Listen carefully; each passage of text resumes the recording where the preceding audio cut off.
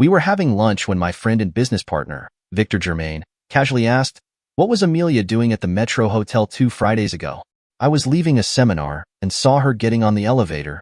I hoped my surprise and hurt weren't obvious, so I quickly lied, saying, "I'm not sure, but with her job and having to meet clients at various locations, she might have been there for work."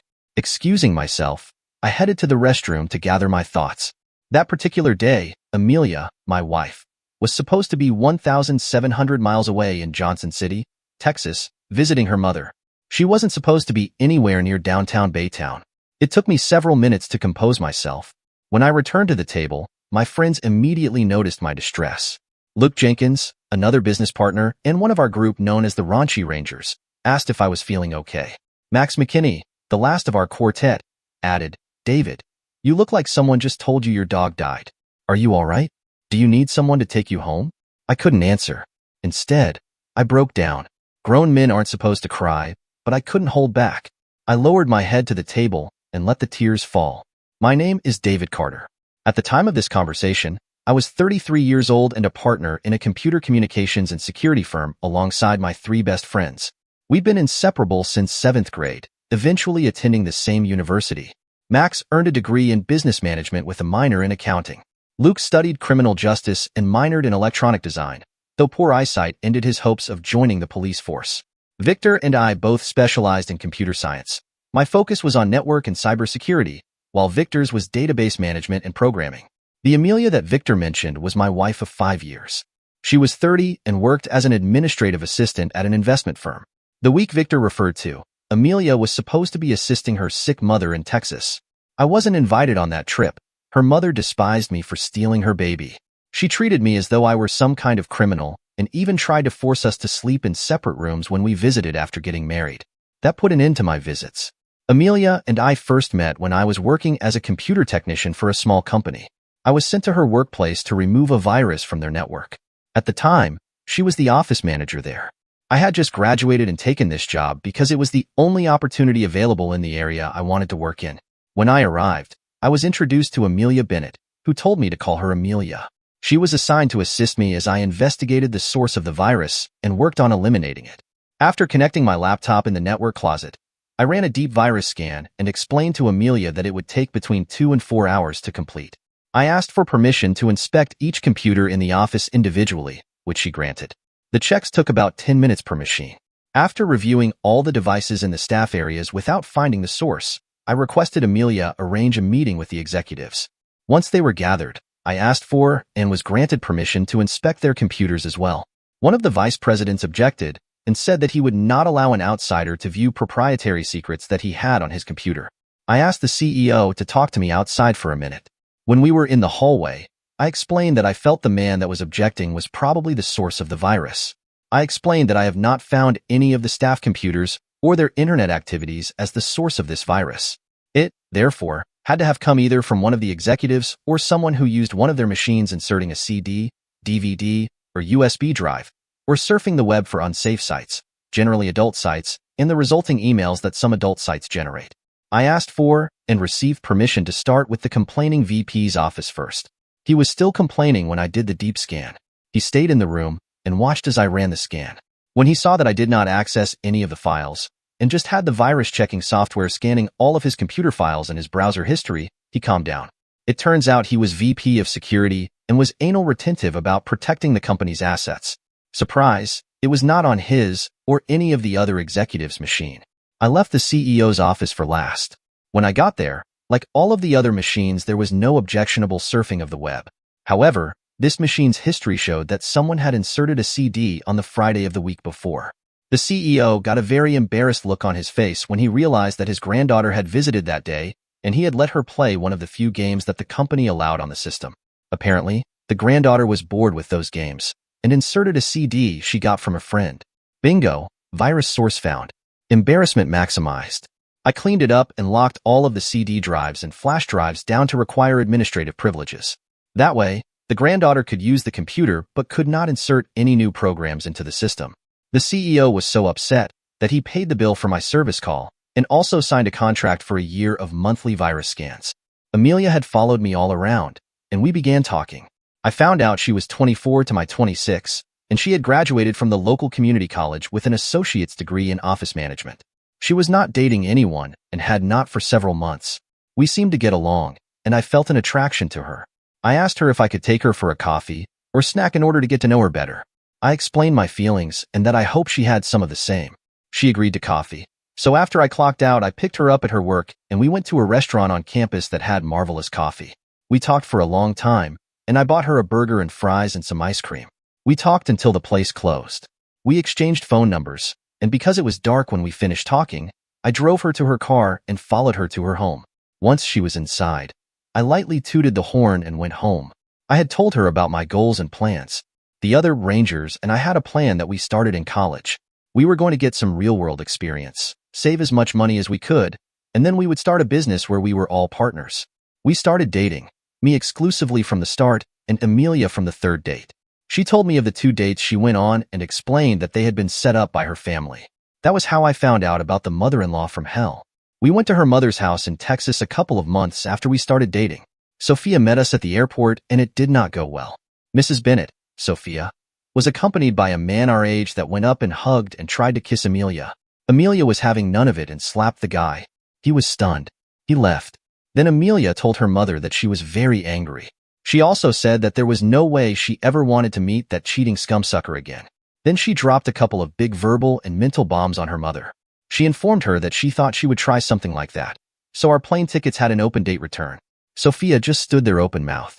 Amelia walked over and then blew me away. She said as she kissed my cheek, "Mother, this is David Carter. David is going to be my husband. You will be invited to the wedding, but because of the mean stunt you just tried to pull, you will not have any say in the planning, choice of date, venue, or attendance. If you choose not to attend, you will never see or talk to me again. Now close your mouth and meet the best man I have ever met." To say I was stunned would be a huge understatement. We had never talked about marriage or even love. I had thought a lot about it, but I did not bring it up because I thought Amelia would think it was too soon. Wrong. As we were flying back home, Amelia told me she was sorry for saying that to her mother. She said that if I did not want, that was all she could say because I kissed her long and lovingly. No more talk of sorry. Amelia went on to explain to me that the jerk who had tried to kiss her was the first boy she had dated and had sex with. She said that Ethan Hayes seemed to be the man she would spend the rest of her life with. The end came when she found out he couldn't keep his pants zipped. He knocked up a classmate, and when confronted, skipped town and joined the Navy. That didn't work, as the girl sued and the Navy sent her part of his check every month for child support. Amelia added that the girl married, put the child in an orphanage, and the guy didn't know about the daughter, but Ethan wasn't on the hook anymore. Well, I got with the program. A ring was bought. A wedding was planned. Attendance chosen and accepted. The 3 remaining raunchy Rangers did rock, paper, scissors to see who was to be the best man. They all lost, because I was the best man. Luke came in second place, so he was the closest to me. Victor was next, then Harry hindmost, Max. We had a lot of joking and a lot of complaints about cheating and a whole lot of laughing. The girls were all beautiful. Sophia was quiet, and Amelia was the most beautiful bride ever. Sophia left before the reception, but I really think Amelia did not care. She told me later that night that her mother was a poor loser and had driven her father to take his own life. For that, Amelia had left as soon as she was accepted at the community college and had never, other than the weekend of me meeting Sophia, set foot in the house she grew up in. Wham bam. In less than a year after meeting her, we were married. Life went on, and the guys and I formed our partnership. We were lucky, as a virus attack occurred at one of our first customers' computer network farm. Word got around that we provided secure backup and quick recovery from virus and ransomware attacks. We turned a nice profit a full 8 months before we had planned. Amelia told me that she wanted to wait a couple of years to start a family. I was okay with that, but she never seemed to not want to make love. There was only one period when she was sick that we went for a week without some sexual activity. Nothing was off limits. Amelia and I tried everything and as many positions as we could without hurting one of us or adding someone else. About 3 years into the marriage, we discovered that I am sterile. The doctors thought that I may have injured myself when I crashed my homemade pushcart when the Rangers thought it would be fun and scary to take rides down the steepest hill in the area. The other guys went first, and by the time I was to go, we thought all was well. Not. I broke an arm and ruptured a couple of blood vessels in my groin. Apparently that was not all that was ruptured. Basically, I did a snip job at 13. Amelia almost looked relieved.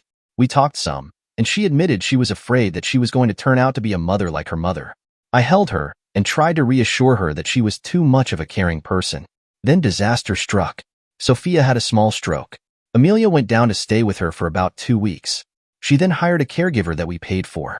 She even talked me into going down and visiting. Sophia, other than a slight face drop and left side weakness, was her obnoxious self. Amelia again stuck up for me, and we left after one night. After 2 more tries at visiting and no change, I never went back. Amelia went to check on her mother about 4 times a year. This went on for almost 2 years until I heard the question. Because we are a computer security company, the first thing I did on my next workday was hacking into the system of the Metro Hotel for the week she was gone, the week before, and the week after. Sure enough, Amelia had rented a room under her maiden name each Friday for those 3 weeks. She would check in at 11 o'clock, which was the earliest she could, take a king-size bed single room, and check out the next morning. That was strange because she was home every Friday night for each of those 3 weeks. The week she was in Texas, I even picked her up at the airport. Smelling an odor, not unlike a rat, I hacked their video surveillance system and downloaded each Friday and Saturday video for those 3 weeks. It seems Amelia would rent the room, always room 321. The room was near the back stairwell. She would go up to check it out, then go out the back way and let a man in and spend a few hours in the room. Then they would both leave out the back way and Amelia would check out by driving back while on her weekly Saturday morning food shopping trip. The week she was supposed to be with her mother, she came back Friday morning, and when the lovers were finished, he drove her out of the parking lot to go, I assume, to the airport. They left at about the time that was needed to get to the airport and have Amelia standing at the exit when I drove up. Among her other crimes against our love, that night she just about killed me with sex before taking a shower, so she was giving me sloppy seconds. I thought it was a pretty slick plan except for the fact that Victor spotted her. Now that I knew what was going on, I called the Rangers in and showed them the evidence. They were all appalled and angry. I asked the guys for help. We decided to frustrate the lovers for the next week by showing up at her normal check-in time and having one or more of us in the 3rd floor hallway when she would finally get to the room. We also decided to hack her phone to keep track of who she was with and pay him a visit. The next part of the plan was to gather video and stills of the 2 people in the room. I rented the same room at the Metro for the following Thursday, and when I asked specifically for room 321, the booking clerk asked why that room. I told the lady that my wife had fond memories of that room. I got it. I installed all of the surveillance equipment I thought the room would need. I had audio, video, and a stop-action video of every part of the room except the bathroom. I really did not want pictures of one of them taking a dump. It took about 90 minutes to set up the equipment and set it all up to come on at 12:30. I figured we could probably get away with frustrating them for an hour. I put the remote recorders in the ceiling in the hallway. The next day, Luke and I were in the lobby talking when Amelia came in and the desk clerk said, "Welcome again, Miss Bennett. Do you want the same room?" "Of course, Jane. Only that room. It has so many special memories for me." She took the offered key and turned to see both of us standing there right behind her. The look was one of fear, confusion, and surprisingly, of anger. She swallowed, and all of the emotions I saw smoothed out and a fake smile appeared. I said, "Hi, darling. Luke and I were in the area and thought we would get an early lunch. I'm really surprised to see you here." I continued, "Come on, join us. We haven't had a workday lunch in more than a year."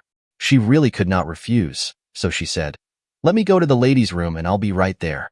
When she rushed to the ladies, I activated my clone of her phone and started its record function. She called the same number that we had seen on her phone several times that week. She was whispering, please pick up," as the phone rang for 4 or 5 times. When the a-hole answered, he said, "Sweetheart, you never call before our afternoon delight. Is something wrong?" She said, "Yes, I just ran into my husband. He insists that I have lunch with him. We can't meet until about 12:30. I'm sorry, but if I don't do this, he will be suspicious and ruin all of our plans. 12:30, please?"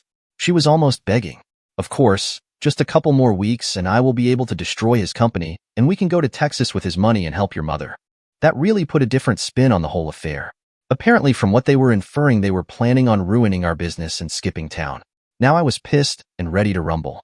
Luke saw the fire in my eyes and grabbed my arm gently and said, "Just be calm. If we get what we want today, we will destroy them next week. Be calm." I nodded and took a couple of very deep breaths. Then I took a couple more. Amelia returned all smiles and said, "Lunch would be great. The client I was supposed to meet here is running late, so if I can get to him by 12:15, I will be great." Lunch was pretty quiet for us guys, but Amelia had diarrhea of the mouth. I don't remember a single thing she said or what she rambled on about, but she talked so much. She didn't finish her lunch by noon. She excused herself and said she really had to check out the conference room before the client arrived. Luke and I went up the stairs after waiting for about 5 minutes. Victor called and said a car with Texas vanity plates that said Ethan just pulled into the lot. Now I knew who she was screwing. I made it a point to be walking with Luke down the hall talking loudly about how we could upgrade the surveillance systems in the hallway when we completed the contract we had won.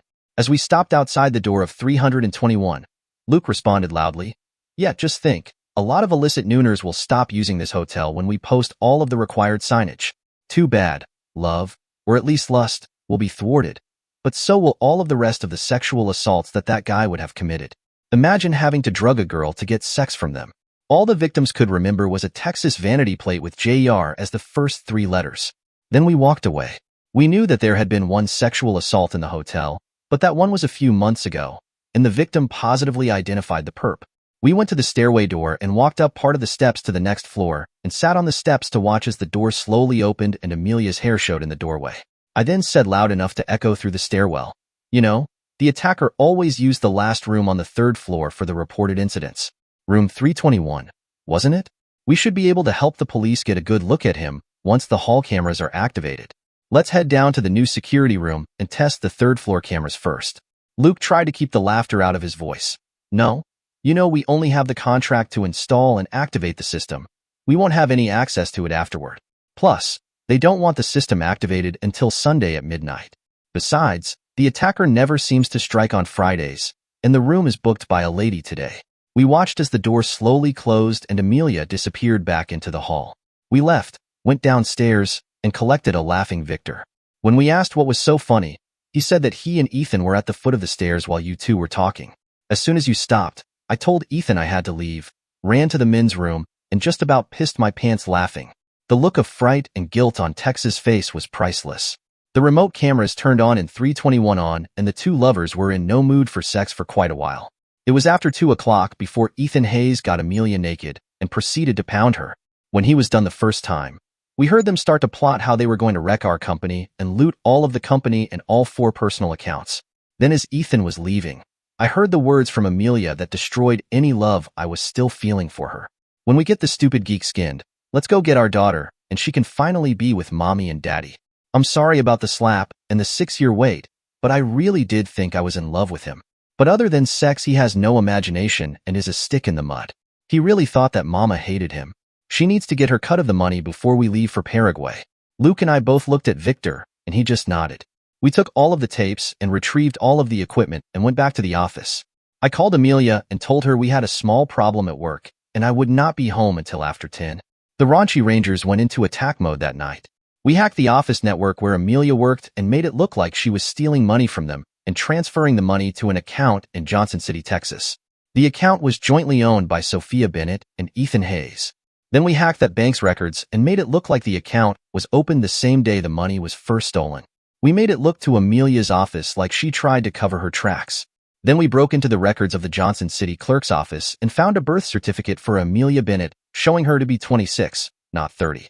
We also found a birth certificate for one Chloe Bennett born more than a year before I married Amelia. Amelia was the mother, and the father was listed as Ethan Hayes. The marriage license for them was applied for and granted, but never registered as completed. As we found all of that, we tried to crack the records of the college Amelia claimed to have graduated from. The college did not exist. The next step in the plan was to move all of our company money and as much of our personal money out of the current accounts.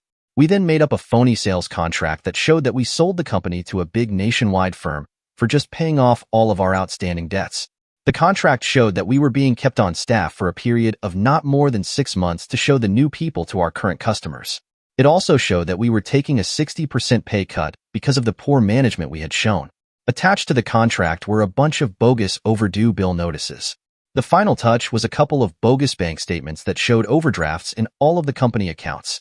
The next step was that I was to leave the contract on the kitchen table next to Amelia's purse. We wanted her to grab it and look at it while she was shopping the next morning. We also sent an anonymous email with a copy of the audio recording to the local police. The email stated that the voices were recorded in room 321 of the Metro Hotel on the preceding Friday. We made it suspend in cyberspace and arrive in their inbox at 9:30 Monday. We figured that they would at least talk to Amelia and try to get Ethan's identification from her. We really wanted the apparent embezzlement to be found when they investigated. The contract was back on the table, but Amelia had seen it and picked it up. Whether she had read all of it or not, the order of the attachments was rearranged. She also left all of the food still in bags on the kitchen table. Her car was gone, and so was all of the house cash, about $1,500 that we kept in the house to have mad money. She took all of her jewelry and all of the ATM and credit cards. We had canceled the ATM card, and I called the credit card companies and told them that any use beyond 8 a.m. this morning was unauthorized. The cards were all in my name, and Amelia was only an authorized user because she was a shopaholic. Her personal credit score was in the high 500s, mine the 800s. I also sent by courier copies of all of the video and audio to Amelia's mother. When Amelia got there, she would know I was onto her. Apparently, Ethan was not ready to leave before Monday because the police showed up at Amelia's work and took her down to the police station for questioning. Her office got an anonymous call about overhearing a woman named Amelia talking to a guy named Ethan in a cafe Sunday at lunch. The caller said that they talked about how when they got the husband's money and his company's money, they would finish emptying out her company's accounts. The company immediately called in their auditors and had them check all of their accounts. They found the account that was missing the money and the money trail to Sophia and Ethan. The auditors notified the police, and Amelia was arrested. Ethan tried to get out of town, but the same caller who tipped the police off gave them his license plate info. Sophia was arrested and had a massive stroke from the shock and died before they could get her to a hospital. During the search of the house, the stuff I sent to her was found. Amelia saw that she was totally screwed and pled guilty to all charges in return for a reduced sentence. Ethan decided to plead to the conspiracy if he could have the embezzlement charges dropped. Amelia was sentenced to 6 years in prison and ordered to make restitution. Ethan got 12 years. Who said there is no sex discrimination in sentencing? The raunchy Rangers did have a buyout offer, but the real offer was for a lot of money and continued employment at salaries that were greater than we gave ourselves. All of the moved money suddenly reappeared where it belonged. Amelia was credited with making her restitution and also had her sentence reduced. I got a divorce and had to give Amelia half of 1 year's salary at the old rate. I did. Then I hired a good money manager for her, so she would have a little more when she got out after a now 4-year sentence. We all stayed with the new people long enough to get everyone settled in. Then I talked all of the other Rangers into joining me and opening a computer security consulting firm. The firm was to be called Ranger Consulting, as we were not selling any actual products or services, but only consulting on a company's computer security. We got out of our non-compete clauses. The company we sold even became our first customer. Even though Amelia made me look like a dumb schmuck, I did not give up on women or love. I found a great lady. She was Max's sister, Lila. We dated for a couple of years and got married. When I told Lila of my past problems and of Amelia's daughter, she said to see if we could go get Chloe. We went down to Texas for 6 months and went to the orphanage where Chloe Bennett was being housed and filed to adopt her. I never told my daughter of her mother, and she became the light of my life. I have always been third in my house, but the bronze medal was on the wall next to Chloe's gold and Lila's silver. Dear listeners, please share your thoughts in the comments section below and don't forget to like, share, and subscribe.